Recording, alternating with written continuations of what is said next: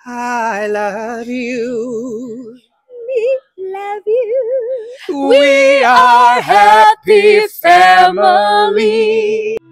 4 figura seni tanah air bakal melakar satu lagi sejarah apabila mereka bergabung mencipta sebuah lagu baru bertemakan cinta universal bersempena konsert solo mereka bersama. Dicipta oleh komposer tersohor Adri Abdul Halim, lagu ini dijangka siap pada bulan Ogos ini dan bakal menjadi simbol penyatuan keluarga seni yang terdiri daripada dua beradik legenda iaitu Ziana Zain dan Anwar Zain serta pasangan suami isteri Eni Zakri dan Syamil.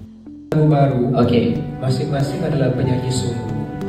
Masing-masing ada mereka punya cita rasa tersendiri. Tapi alhamdulillah bila kami duduk berempat, memerlukan masa yang agak bukan singkat untuk memenuhi cita rasa masing-masing, dan alhamdulillah yang penting kami dapat kata sepakat dan terhasillah sebuah lagu yang Ziana Zain pula menyifatkan konsert 4 ini sebagai impian lama peminat yang akhirnya menjadi realiti. Katanya gabungan 4 ahli keluarga dalam satu pentas pernah dibayangkan ramai sejak Ernie dan Syamil berkahwin dan kini bakal menjadi satu detik manis buat mereka sekeluarga. It's not only our fans dream, but our dream. Kita selalu tengok The Jackson, kita tengok adik-beradik, anak-anak buat konsert. Fokus to have in Malaysia ni jarang sangat terjadi. Untuk peminat-peminat kami yang sudah lama support kami, dan kami nak jadikan ianya satu momen yang the most memorable time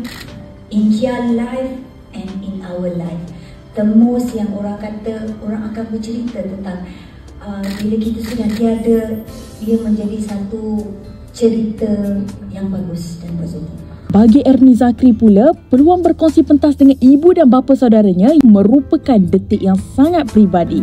Bila kita melihat mereka dari kecil, bagaimana mereka perform on stage dan mereka menjadikan passion mereka ini satu cita-cita yang tercapai, kita sebagai budak ketika itu kita rasa sangat-sangat terinspirasi. It's something yang sangat-sangat besar yang terjadi dalam kerjaya saya. Personally juga saya merasakan yang wow, finally impian saya tercapai. Konsert 4 Live in Kuala Lumpur 2025 akan berlangsung pada 18 Oktober ini di Mega Star Arena Bukit Jalil dan menyajikan lebih 20 lagu secara solo, duet dan persembahan berempat.